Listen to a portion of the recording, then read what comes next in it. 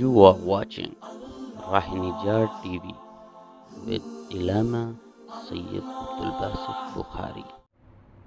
आऊज़ु बिल्लाहि मिनश्शैतानिर रजीम बिस्मिल्लाहिर्रहमानिर्रहीम सल्लु अलल हबीब अल्लाहुम्मा सल्लि अला सय्यिदिना व मौलाना मुहम्मदिन व अला आलि सय्यिदिना व मौलाना मुहम्मदिन व बारिक व सल्लिम व सल्लि अलैहि।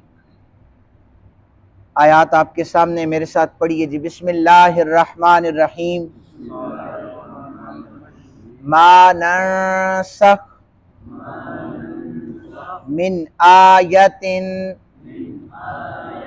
औ नुनसिहा नाति बिखैरिम मिनहा औ मिस्लिहा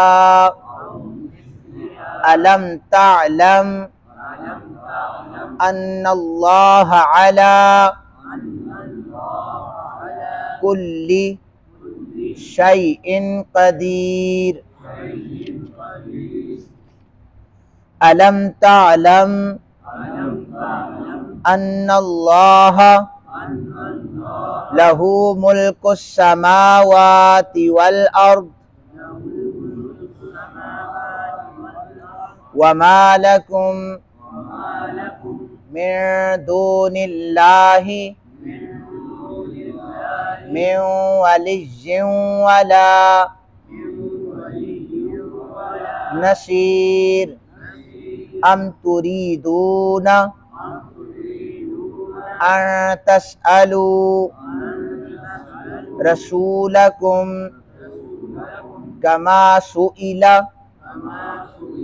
मूसा मिन क़ब्ल व मन यतबद्दलिल कुफ्र बिल ईमानी फ़क़द दल्ल सवाअस सबील। सदक़ल्लाहुल अज़ीम। तर्जुमा समात फरमाए जी। कुरान हकीम में रब्बे ज़ुल जलाल इरशाद फरमा रहे हैं, जो आयत हम मनसूख कर देते हैं या जिस आयत को हम जहनों से महव कर देते हैं तो हम इससे बेहतर या उसकी मिसल आयत ले आते हैं। ए मुखातिब, क्या तू नहीं जानता कि अल्लाह हर चीज़ पर कादिर है? ए मुखातिब, क्या तू नहीं जानता कि आसमानों और ज़मीनों का मालिक जो अल्लाह ही के लिए है, इसकी बादशाहत अल्लाह ही के लिए है। ए मुसलमानों, अल्लाह के सिवा तुम्हारा कोई दोस्त और मददगार नहीं है। क्या तुम भी अपने रसूल से ऐसे लायानी सवाल करना चाहते हो जैसे इससे पहले मूसा अलैहिस्सलाम से सवाल किए गए थे, और जिसने ईमान को कुफर से बदला वो सीधे रास्ते से गुमराह हो गया। ये इन आयात का तर्जुमा है। सबसे पहले तो मैं आप लोगों को अप्रिशिएट ये करना चाहता हूँ, अल्लाह ताला का आप पर बड़ा फजल है कि उसने आप लोगों को कुरान हकीम पढ़ने की, सीखने की तौफीक अता फरमाई है। कल से चूँकि हमारी नमाजों का सेटअप बाहर था और आज हम यानी दर्स हमारा अंदर हो रहा है और नमाजें बाहर पढ़ी जा रही हैं।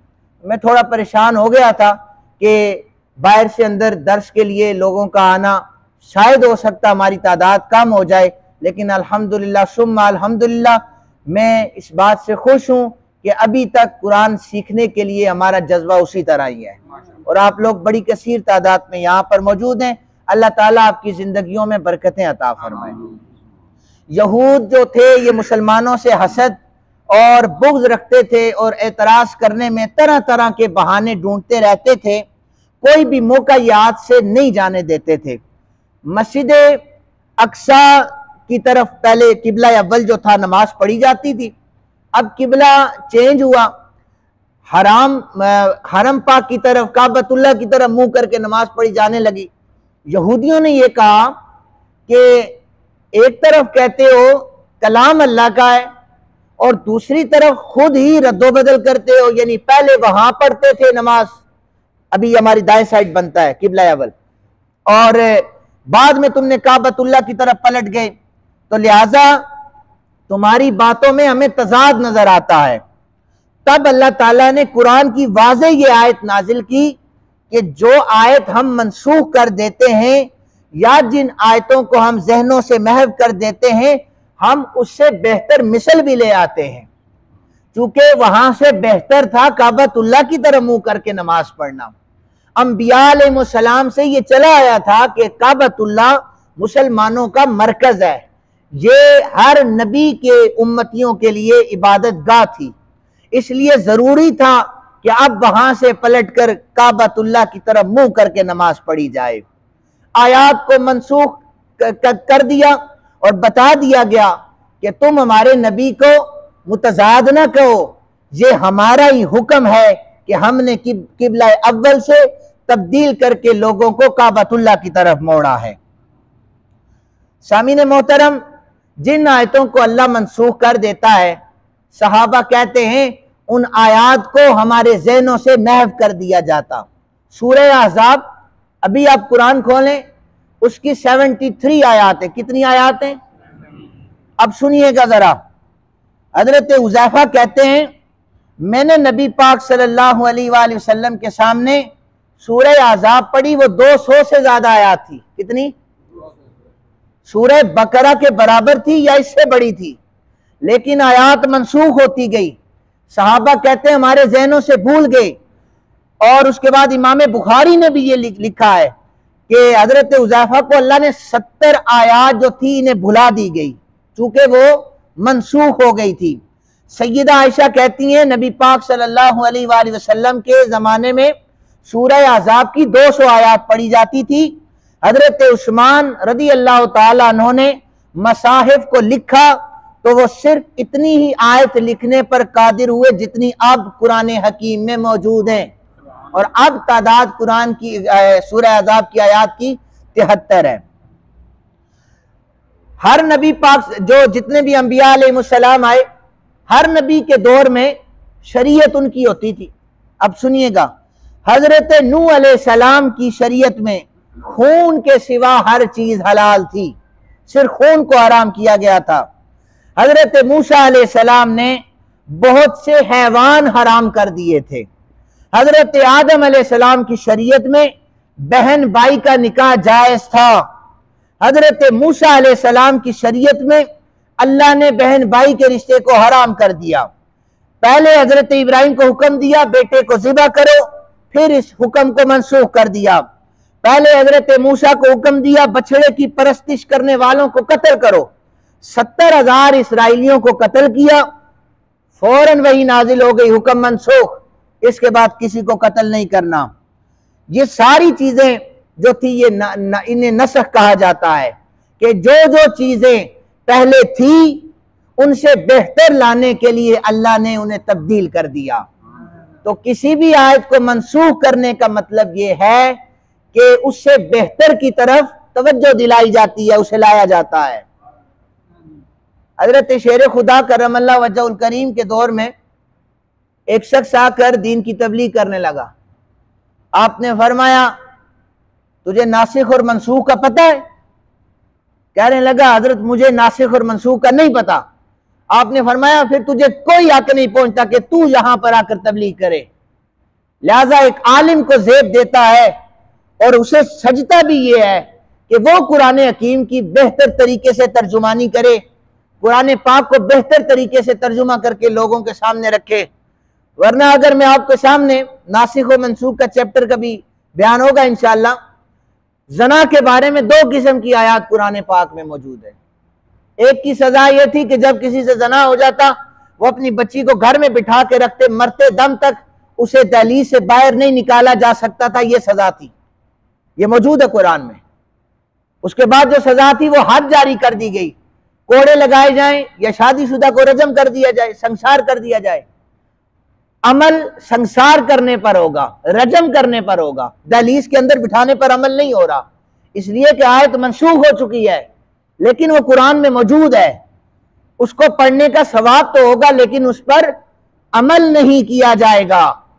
अब आम बंदा उठ के कुरान पढ़ाने लग जाए, उसे क्या बताया? वो तो वही सजाएं बताएगा जो कुरान में है, लेकिन उसे पता होना चाहिए कि नासिख किस बला का नाम है, मनसूख किस बला का नाम है, राजे किसे कहते हैं, मरजू किसे कहा जाता है, ये एक आलिम बता सकता है। और अल्लाह ताला से दुआ करें अल्लाह ताला हमें इसी तरह सीखने की तौफीक अता फरमाए। नबी पाक सल्लल्लाहु अलैहि वसल्लम दूसरी जो आयत लिखी हैं उनमें सवाल की मुमानियत की गई है जी, कि तुम हजरत मूसा अलैहिस्सलाम की तरह बार बार सवाल करते हो कि क्या तुम अपने रसूल से ऐसे लाजानी सवाल करना चाहते हो जैसे इससे पहले हजरत मूसा अलैहिस्सलाम से किए गए थे। अब सुनिएगा जरा सवाल क्या थे। 3 सवालात नबी पाक सल्लल्लाहु अलैहि वसल्लम से हुए, 3 किस्म के सवालात। एक यहूदियों ने किए, मुशरिकीन ने किए और मुसलमानों ने किए। यहूदियों ने यह कहा, ऐ नबी पाक सल्लल्लाहु अलैहि वसल्लम, हमारे पास ऐसी किताब लेके आए जो आसमान से हमारे सामने नाजिल हो और हम उसे पढ़ें और हमारे लिए दरिया जारी करें, हम आपकी तस्दीक करेंगे, आपका कलमा पढ़ लेंगे। लायानी सा सवाल था। हुजूर बता रहे थे कुरान नाजिल हुआ है मेरे कल्बे अत्थर पर, जिब्रील लेके आया है। कहते नहीं हम अपनी आंखों के सामने देखना चाहते हैं। फरमाया लायानी सवाल ना करो, ये कुरान ने कहा। कुरैश ने कहा नबी पाक सल्लल्लाहु अलैहि वसल्लम से, हम आपको नबी मान लेंगे, ये जो सफा पहाड़ है इसे सोना बना दें, हम इसे नबी मान लेंगे। अब नबूवत पर यह फिर सवाल हुआ। फरमाया ये भी लाजानी है, वरना तुमने मानना होता तो मेरी मुट्ठी में कनकरियां थी, उन्होंने बोल कर कहा था कि हम गवाही देती हैं ये मोहम्मद सल्लल्लाहु अलैहि वसल्लम अल्लाह के आखिरी रसूल हैं। तुमने तो फिर भी नहीं माना, तुम्हारे सामने तो दरख्तों ने आकर मेरे कदमों में कलमा पड़ा, तुमने फिर भी नहीं माना, तुम कैसे मान सकते हो। मैंने अली की नमाज असर कज़ा हो गई तो रह गई तो मैंने सूरज को दोबारा पलटाया था, मेरे इशारों पर सूरज आया था, वो तो अपनी आंखों से तुमने देखा था, मान लेते। कहते नहीं मानते जब तक सफा को सोना नहीं बनाते। फरमाया लायानी सवाल है। अब तीसरी किस्म का सवाल मुसलमानों ने किया, जिसके बारे में उलमा ने लिखा हो सकता है इस बारे में आयत नाजिल हो। मुसलमान ये कहने लगे या रसूल अल्लाह सल्लल्लाहु अलैहि वसल्लम, काश हमारे लिए कफारात बनु इसराइल के कफारात की तरह होते। इन जो सजाएं होती हैं इन पर जो कफारा दिया जाता है, हमारे लिए बनी इसराइल की तरह कफारे होते।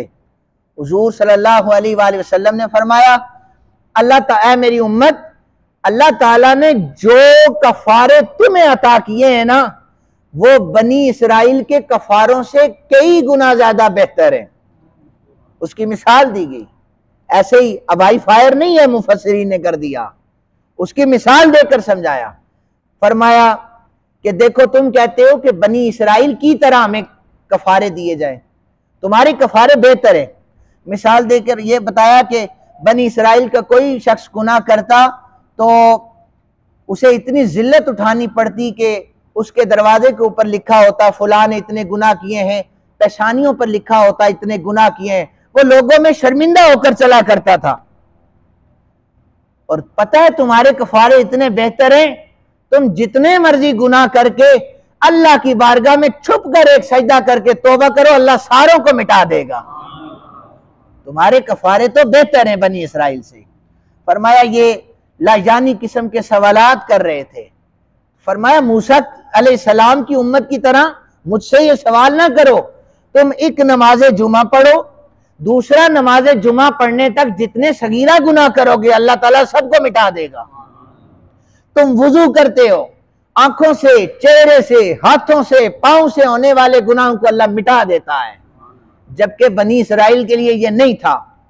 उन्होंने कहा था, अब नबूवत की दलील उन्होंने मांगी थी ना, कि ये नबूवत की दलीलें थी कि सफा को सोना बना दें या वहां से कुरान किताब को आसमान से नाजिल करें। नबूवत पर दलील मांगना ये कुफर नहीं है, नबूवत पर दलील मांगी जा सकती है, कुफर नहीं है। लेकिन यहूदियों और मुशरिकीन को कुफर इसलिए कहा गया कि वो दलील के तौर पर नहीं, सरकशी के तौर पर दलील मांगा करते थे, मानना उन्होंने नहीं था, मजाक उड़ाया करते थे। इसलिए फरमाया ये ला यानी सवाल है जो हजरत मूसा अलैहिस्सलाम की उम्मत किया करती थी। ऐ मुसलमानों, अल्लाह ताला ने उनसे कई गुना बेहतर तुम्हें दरजात अता किए हैं, कफारात अता किए हैं, तुम शुक्र करो कि तुम्हें उम्मत मोहम्मदिया से बनाया गया है। अल्लाह ताला से दुआ है, अल्लाह ताला हम सबको कुरान हकीम समझने की तौफीक अता फरमाए।